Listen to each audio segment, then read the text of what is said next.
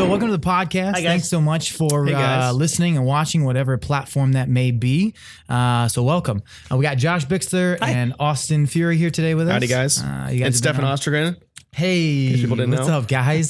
How's it going? Because it's your first time watching. Yes, correct. I'm here most of the time, almost all the time. Actually, I'm all here all the time. Stefan, I got to thank you. If anyone listening won't be able to see this, but Stefan's wearing the Kraken t-shirt, which is... That's a cool tee. It's a really cool t-shirt. I just love the logo. It's kind of like...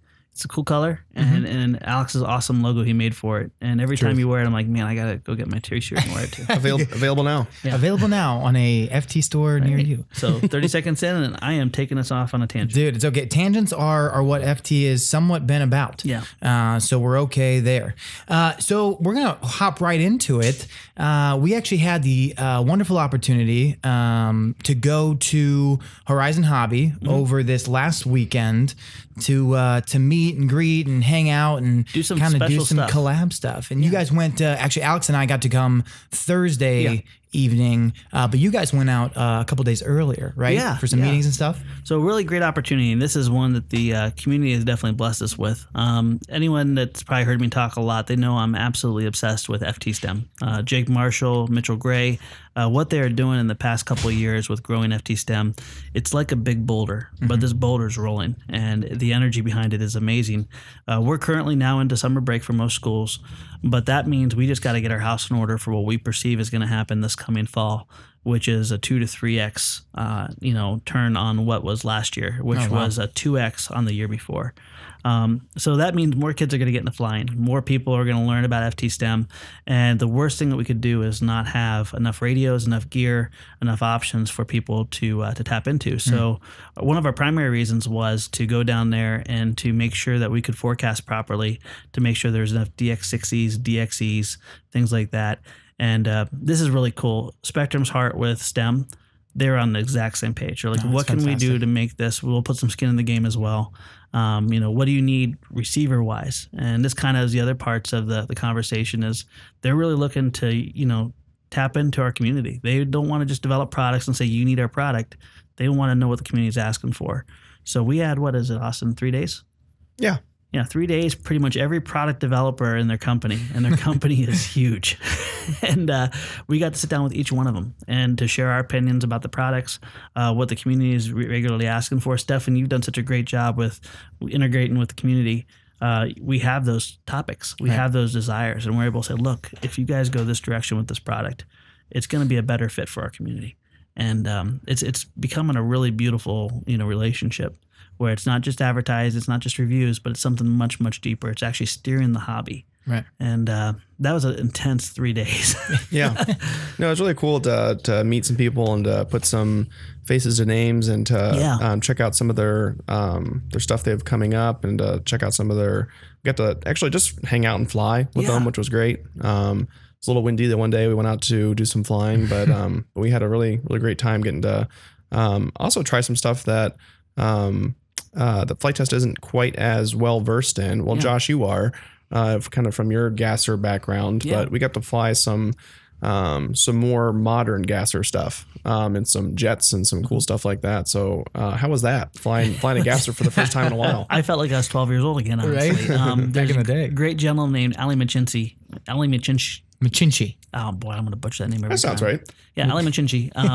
He's one of the head guys for Hangar 9 and a passionate gasser, jet turbine. Him and I are like two kindred spirits. And one thing with flight test, the main vision is not to keep people just in foam board. We really want people to get passionate about the hobby, get into it, and then wherever they define they want to go, we just want to give them the handoff. And one thing we've really kind of stayed away from as a long time is gas and nitro, and balsa for that matter. And the reason is because the amount of people coming into the flight test family, they just need a quick success. They need to know they can build. They need to know they can fly. And then their passion's going to define them the rest. But we have enough content out now where we can start thinking outside that bubble. We can start, building the branches on the tree. And the first thing I wanted to build a branch to is let's get over the hump of balsa wood and gas. And notice I didn't say nitro.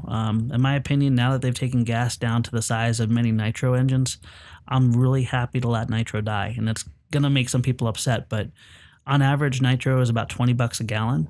A gas motor that runs just as reliable, less maintenance, you're going to basically just be mixing oil and fuel like you do on your weed whipper. and it looks the same, but it's so much cheaper to operate. In my opinion, it's cleaner. It's easier to clean up, and you're not dealing with that expensive, fuel that's quite hard to get out of your interior. So Ali and I collaborated. What we're thinking is we're going to do a launching of like a beginner series into gas and balsa. Wow. Because the disciplines are different, but the rewards are also incredible. And should I spill the beans on kind of what our vision is? Yeah, well, just to touch on that a little bit more is that I think that that all different kinds of discipline of flight have a place on flight test, and that's including the gas and the balsa and maybe some helicopters and that sort of thing. We do a lot of electric flight, and we do a lot of the quads, a lot of the FPV stuff. But I think just kind of expanding that a little bit. We want to do it in a way that kind of levels the playing field for people that don't have that experience, because we've done a great job, I think, of just introducing people of how to get started and have that quick success. But I think that if we just switched to, or not switched, but just started randomly including like turbine content into our content house, but without helping people get introduced to it, that's kind of not what we're about. We're about helping make it approachable and help demystifying it a little bit. And so that's what we got to do first. Right. If you want to see a $20,000 turbine jet ripping through the air, all you do is go to YouTube and search for it. Yeah. And I mean, what we really want to do is we want to demystify it, entertain, educate, elevate, and also showcase the people that are really passionate, that have the knowledge. I could show you how to get into gas models, but I've been separated from it long enough. The technology's changed. The build techniques have changed. It is so cool to have someone that literally lives and breathes that every single day of their life to share that knowledge. And for me, it's a selfish reward for me, because I really miss flying them. I really loved it. My wife used to call them the manly airplanes. She loved the big chainsaw motors and the noise and stuff. There's a reward there. But what we're looking to do with the beginner series on that is to establish a motor and a servo and basically almost like a power pack for a gasser. But that motor and that servo combo, and if anyone knows, that's usually the most investment is in those, can carry through about 8 to 10 different airframes. So you start off on this model, and as you progress, there's different disciplines. And I'm going to use the word disciplines with models, because when you go from a trainer or a functional plane to a warbird, it's not like a warbird foamy. It's a warbird that you have to fly like a warbird. So now there's a whole new skill set we can teach you. Then you jump to a scale like a J3 Cub or a Cirrus. Then you jump to a precision aerobatic or a 3D. But we want to take people through that journey, but do it around a common power plant that, yes, it will cost a little money, but will be reusable and take them. It'll last the whole journey. So imagine it's like the CPAC. It's going to be the CPAC through a whole bunch of different planes. And just getting kind of hash that out, I'm amped. I'm so excited. So for people that are already into gassers and that sort of thing, they can rejoice. And people that have like a passing interest in it, but just it seemed too complicated, hopefully we can help with that. Yeah. The goal is going to be able to start your gasser journey for under $1,000. And that sounds like a lot of money, but that's going to be talking about a plane that's close to 8-foot wingspan that still can be transported and is incredibly versatile. So we'll have some fun with that. Yeah, I think that in order to get the kind of something that you've talked about a little bit, Josh, in order to get like the full reward of flying a gasser, you really got to go up in size. Yeah. You know what I mean? Because that's where the dynamic changes a little bit. The flight characteristics change quite a bit. And that's where you get like a brand new experience as opposed to flying, kind of like a smaller, least expensive possible gasser. You kind of want something bigger. Yeah. Anything below 6 feet, you're not going to get the reward, in my opinion. My favorite plane was the Telemaster, and I would do the most weird, crazy things with that Telemaster. But you could load it up with weight. You could put ribbons on it. You could put smoke systems on it. It was versatile as a platform. But when you do get that big, suddenly now the wind's not a matter, an issue. The lift on the plane is more comparable to what you'd feel in a foamy, where if you go with a smaller gas plane, you're flying a much heavier wing loading. It's actually much more difficult. So the biggest thing is picking the planes that we can transport. We don't want people to have to suddenly buy a trailer, but this will be kind of like a gateway drug to a whole new world for many people. And you figure, we were talking about Mavics for $1,000.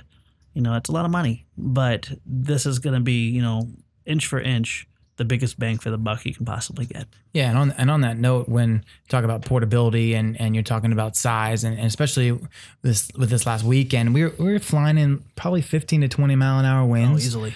And we were flying what was it, the Ultra Stick. Yep. And I did not get the opportunity to fly it, but Josh and Alex got to fly it, and it flew. It looked like it flew like a dream. Yeah. Just wind did not matter.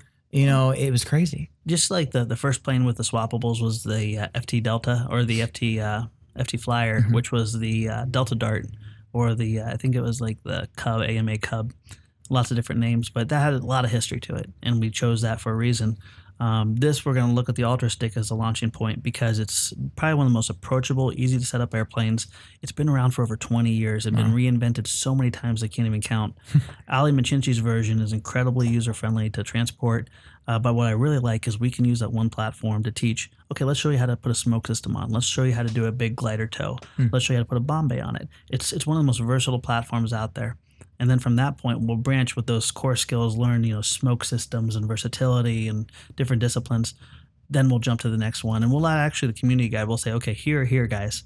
Because it's not like you have to go in any order from that point. You can go straight from the Ultra Stick to scale flying or to aerobatics or to, fill in the blank. Yeah, the community has been asking for this kind of content for a while now, for sure. And you see it even more and more within the last 6 to 8 months.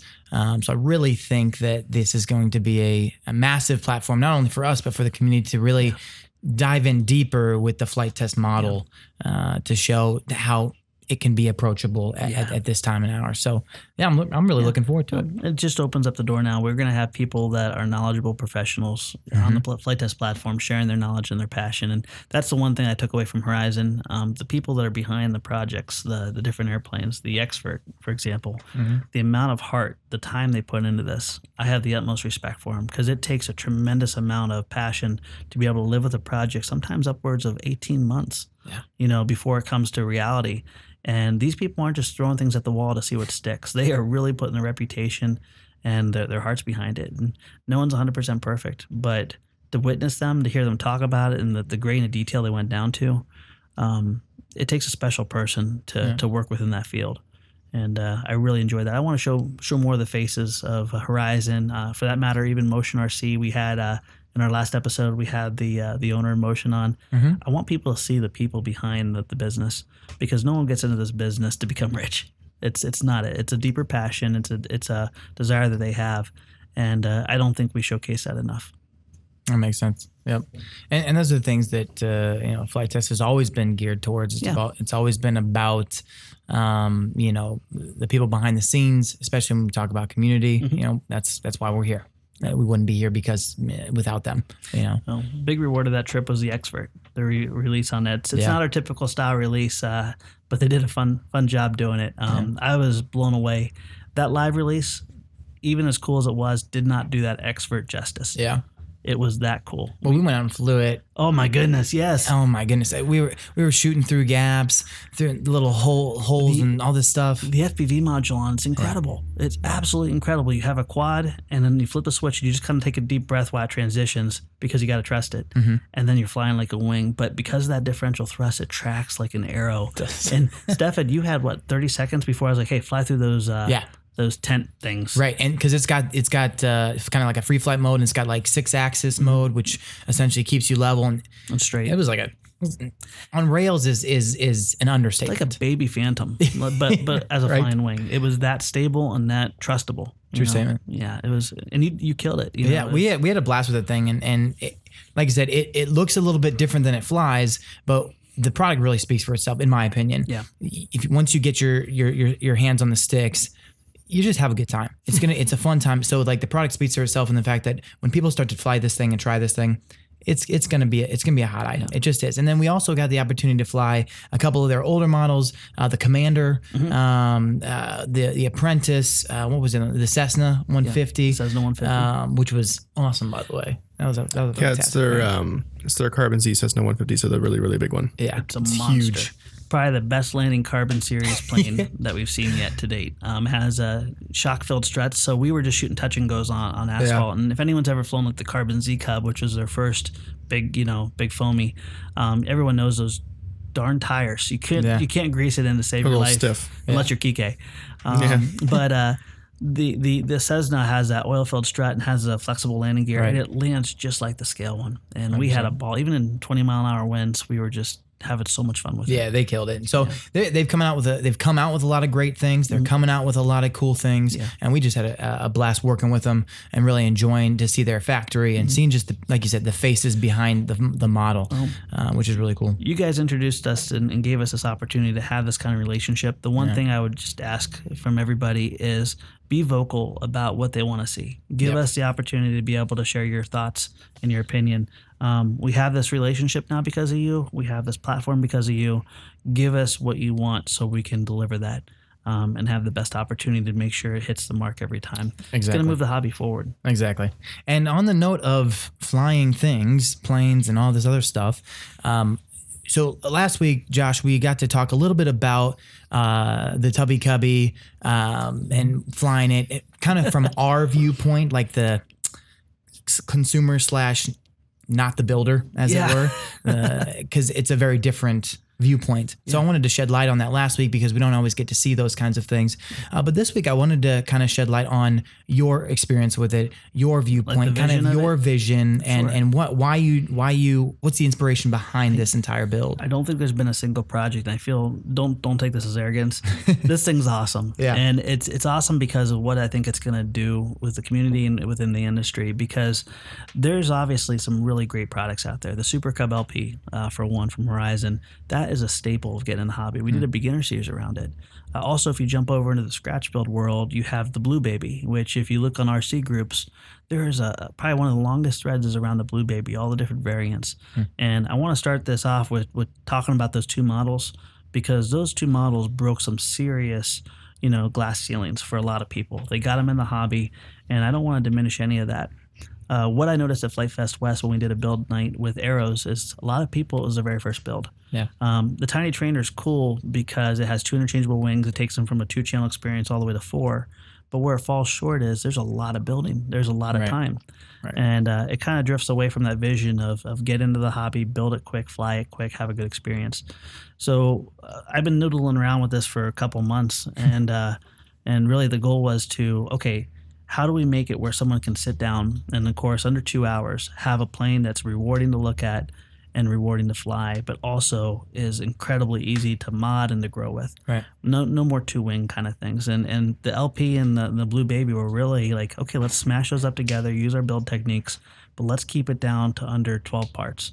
And we got down to 11. My goal was originally 10, and I blew that. But you could build the bare bones flyable version of this with 11 pieces of foam on the actual airplane. I have some guides, and the kit's gonna have little bomb drops and things like that. But the whole vision is literally easy to build, easy to fly, and easy to have fun with. And then it grows with you from that point on. And we're gonna unfortunately not gonna be able to use the name Tubby Cubby. I should do more research before I nickname things. I love things that rhyme, and I love things that are descriptive. And I thought no one in the world would ever call it a Tubby Cubby. Guess what? There's a model called the Tubby Cubby. Wattage has a Tubby Cubby. And true. I don't want to do that. So I want to make sure people definitely know that we're not trying to knock off their name. I just never dreamed. We're going to call it the Simple Cub. And I'm sure it's going to be known as the Tubby Cubby. That's cool. But formally, we're going to acknowledge as a Simple Cub. The vision, simple to build, simple to fly, and simple fun. And I think it's going to be great. We're going to be releasing it by the end of the month. We're going to be shooting the video tomorrow. And for people that don't know, 3-channel is where you have rudder, elevator, and throttle. That's going to be where you start from with the conventional landing gear. There's 2 slots in it where you'll be able to pull that landing gear right out. So say you bend it up or something, you can pull it out, replace it. But also there's a back slot that you can open up, and that's going to make it able for pontoons. Oh, wow. And if anyone knows our love of water now, it's that we have water resistant. It was a must that this model had to have some upgradability. So we have pontoons. If anyone wants to see some really killer pontoon designs, look at Dale Stratton. On the community members. He's designed some beautiful pontoons for, I think, like the SE5. Yeah, he's done a lot of good stuff. He did the Catalina. We have Andres Liu working through the summer, and I said, Andres, your job is to design the pontoons. He has a beautiful scale pair, and he has a very easy build pair, and we're going to test them out and see which one we pick. Cool. So it's upgradable, and then if someone's flying a 3-channel, there's 2 slots for ailerons, but I want fun. So what I did is in the excess of the kits, and obviously on the plans, there's these little nickel bombs. And basically they look like little drop tanks, and you can use those 2 servos, and then you flip it one way, it'll drop one bomb, flip it the other way, it'll drop the other bomb. And it's just this simple piece of wire. I want people really to think out of the box, not just getting in the hobby, but let's have some fun. Let's make some memories. Right. And it all comes back down to it. I say it all the time, but these planes are nothing but a tool to something much more special. Right. And we need to design with the idea that the build experience is going to be special, the flying experience is going to be special, but then afterwards, what you do with it's going to be special. That's right. So, that's the coolest thing. Yeah, no, and it's great to hear your heart and see your thought process behind it. Yeah. I know. I think Austin, you and I have both flown it up to this point, so we know how easy it is to fly. We know how fun it is, and the cool thing, which is just something that came up recently, somebody started a forum thread for the Tubby Cubby on our forums, on the FT forums, and so far one of the biggest notions from their mind is that they think, and time will tell, they think that it will be the best-selling, most fun, and most moddable FT plane to date.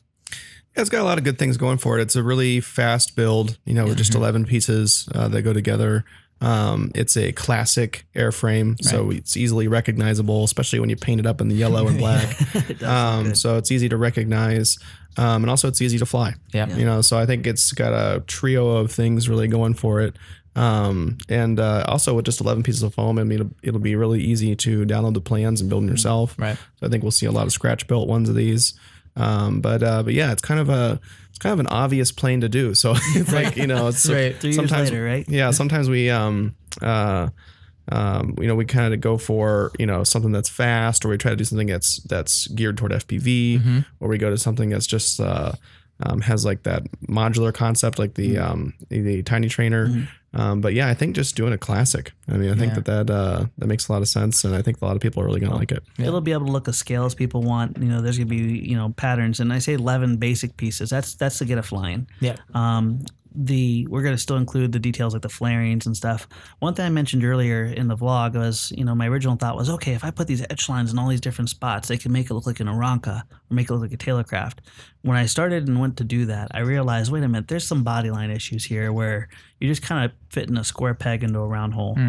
So rather than doing that, I think if people really like this, it's going to be very easy to do the Simple Cub, Simple C-Top, Simple Tailorcraft, Simple Aranca, just kind of see where people want to go. My guess is a lot of community members are going to jump on that, and we'll be able to celebrate what they're doing and share their plans.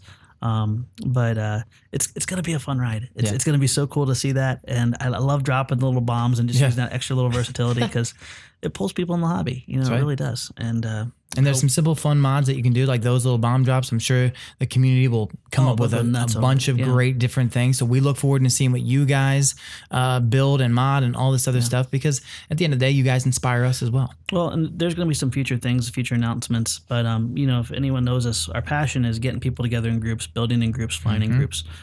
This plane was really designed around that. What I saw with the build series is the Arrow was a quick build, project, but too many people were crashing it. Yeah. For schools, for churches, for community members, community outreach programs, things like that. I want a project that can be sat down and completed and outflying and success in every aspect. Right. This thing I think will be even better because if anyone remembers the Super Simple, Mighty Mini Super Simple Tiny Trainer Basic. Yeah, I remember that. That was flown. It flew great. I'm sure for STEM we'll still put that out and have it there. But if you're going to do that and have a whole nother design, might as well make it look like something totally different, but also give them the benefit of landing gears and stuff. And this will fit the mark. So I think at Flight Fest East, the awesome beta builder guys and the community cast guys are going to lead a build night with the Simple Cub. Right, So, and that's coming up. That's awesome. That's coming up real fast. So Very fast. We got I think it's 4 weeks or something like that till Flight Fest East. So hopefully we'll see you there and enjoy that build night. But also, go and check out the vlog. We did a vlog on this just recently. I'll put that in the links below. You can go see how much fun we had with it, so that you guys can really get amped to have fun with it as well. Final version flies even better. Yeah, too. it's on rails. It really Flapperons is the funny. So when you put the aileron mod on and the flapperons, it just stops. Yeah, it's a fantastic time. So Cool great, like I said, great design. I'm looking forward to being able to fly it even more often here at the shop. So looking forward to seeing how that goes. So the other bit of information that we kind of wanted to talk about today is also kind of community-based, community-pushed, is the DIY Gremlin forum thread, and just the DIY Gremlin aspect of what we've been doing as of late. They've been I think there's 340 or more posts on this DIY Gremlin thread on the forum. So people are really getting excited about small micro quads, obviously the Gremlin specifically, doing their own mods, 3D printing, or even making carbon fiber frames, plastic frames. I've seen 3 or 4 wooden different frames. I just saw one the other day made out of paint sticks. It was crazy. So, I mean, it was really cool just to see all these different things. But the reason we wanted to shed light about that is because there's a bigger vision, right, Josh? There's a bigger vision behind what we're looking to do with those Gremlins. Yeah, it's to bring back the creativity. The performance is there. You don't have to fight to get the performance on these little Gremlins. And 90% of the people, they don't need to hop it up. The 10% of people, go carbon frame, go those awesome. What is it? They do 1107 red bottom motors, which just makes the things ballistic. Yeah, those are awesome. But keep in mind, whenever you start going for power, there's a diminishing return after a certain point. What I love about that little 1104, you have efficiency. You have that 5 to 7 minute flight time easily. And then you have the power that's good for most people where they're not going to break things. Yeah. And what I'm seeing the schools do already, we already have schools, by the way, using that STEM program and bringing it right in. And it's the summer by any So these are summer programs. It's coming up. And that means that the kids are literally going to be learning about not only component identification, but designing their own frames. And they're going to be taking the knowledge that this hobby has to offer. I'm so excited to see how many people are freely contributing their designs. Yeah. And one thing we want to do is, like, as we put out more frames for the store, we want to pull some and do some community showcases, because we don't want people just to think they have to buy our frames. Right. We want them to see all the free ones that they have options to, and then share their own. So it's getting energy. I think we need T-shirts. Yeah, we're gonna be working on the T-shirts for sure, because I think that would be fantastic to have, not only be able to build and buy and fly your Gremlin, but to support it with a little T-shirt. So if you guys have bought a Gremlin, or if you're thinking about buying a Gremlin, definitely check out that forum post. I mean, there's 300 some posts of what people are doing, and just finding cool ways to do creative things with them, or to hop them up a little bit and that sort of thing. Do you notice how the tone of that thread is so friendly? Yeah. Everyone is so positive, and generally sometimes when you get and you talk about different frame styles, it gets a little bit divisive, it gets a little tense. Mm-hmm. Everyone's just celebrating each other's designs and stuff, and that's really what the whole vision of the Gremlin's about. Yeah. It's a huge collaborative effort. I mean, it's 4 or 5 different ones happening daily, adding to that forum thread, and there's only, like I said, already 340 or so, and that's the fortunate part of my job, is that I get to see the community not only interact with us, but interact with each other, and how helpful they truly are. Sure. It's an unbelievable sight to see. And I wish you all could see it every single day. And you get to see things in here and there. But they amaze me every single day with the ability to collaborate, connect, and get things done without being goobers, I mean, in general. And speaking of the whole Gremlin, the 1104 motors, these motors, and when you build a Gremlin, just so you know, there's some airframes coming along that are going to fly off of this power pack too. There's going to be some fixed wing designs coming.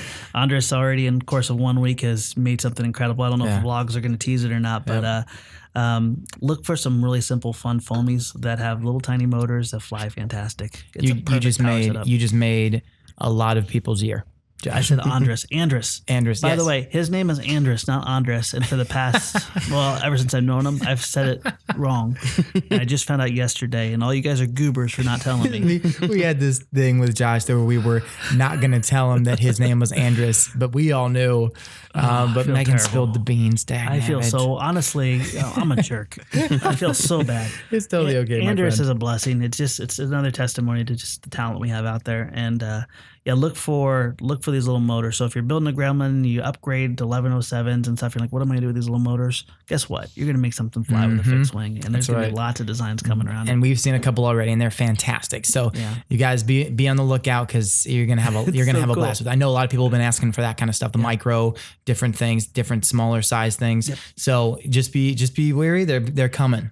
So look for those here coming up in the future.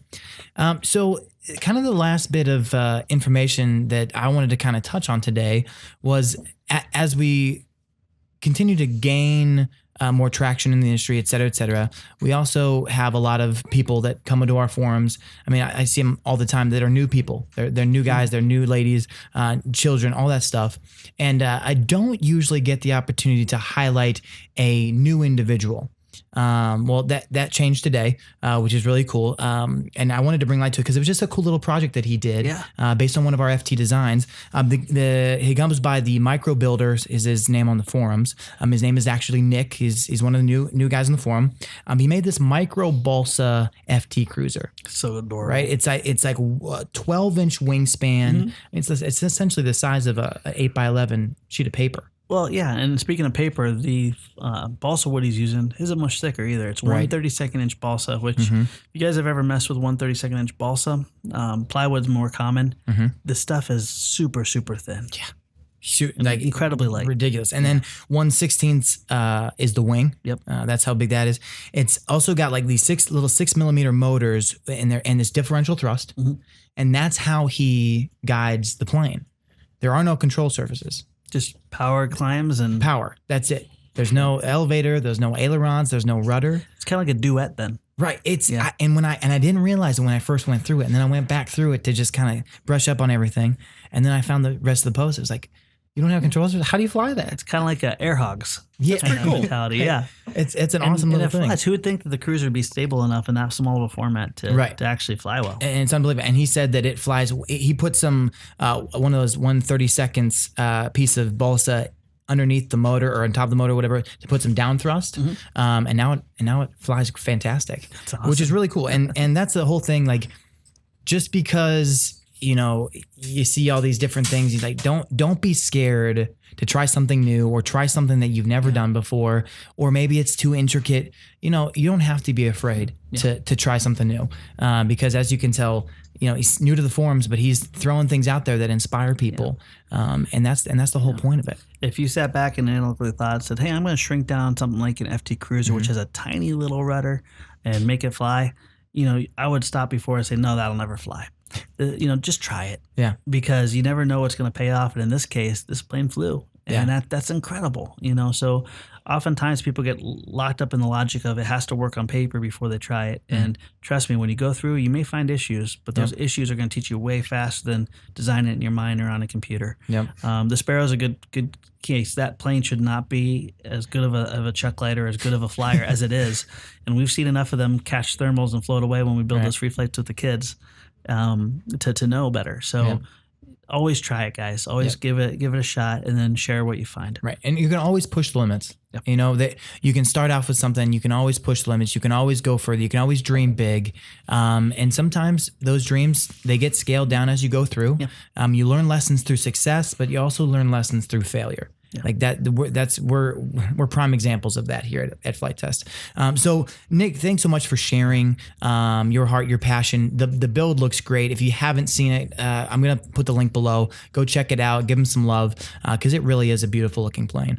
And hopefully it continues to post and gain more influence in that to show off the skills, but also to help people in this hobby, because that's essentially why he's there. He said.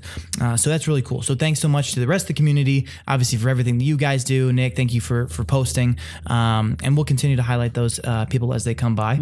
And to be honest with you, that's why we're here, and that's why we do what we do. So thank you guys for all of that. And that's pretty much all I have on my agenda today. Wow. I'm not gonna lie. We did it. One of the quickest ones. This is, and that's why I said that, was because that's never happened. We're miraculously on time. It's unbelievable. Unreal. Well done, buddy. Thank you. Hey, we did it. That's what happens when keep us to a schedule. Right. And so, guys, thanks so much for listening and for watching. We love having you guys here with us. If you haven't done so already, please think about subscribing, hitting that notification button, because we obviously been doing lots of content every single day, trying to get some new stuff out there for you guys to watch. So just want to make sure that you guys be notified when that happens. Yeah. Well, and speaking of being notified, the podcasts are one of the best avenue to share what's coming up in the future, because we get to talk about it in long format. Right. I think this year, 2017, is going to be one of the most special years of announcements and new things going on that you guys have really, blessed us with in so many ways. So tune in a lot, because we're going to be sharing a lot of those things in detail in these podcasts. And if you guys are listening / watching on YouTube, leave a comment below and let us know about what we talked about at the top of the podcast, about the different kinds and styles of content we're thinking about doing. Maybe some gas, some helicopters, maybe some other disciplines we don't do. And if there's some specific content that we didn't mention that you guys really want to see, leave a comment. Yeah. And if you see something that somebody else comments, just upvote that, and that way we can get all those comments and we'll read be able those. to see that. We do read those, so Yes, we do. We'd love to see your feedback. I read almost all of them. We always say you're driving the ship, which is so funny because we're all about the planes, but Yeah, right. Yeah, we'd love to see what you guys want to see on the show. Always let us know. We read them, we listen, we hear you. Just let us know. Austin, thanks so much for being here. No problem, Josh, Jasmine. thanks so much Love for being it. here. Thank you, man. And guys, we will see you next time. Take care, guys. Deuces.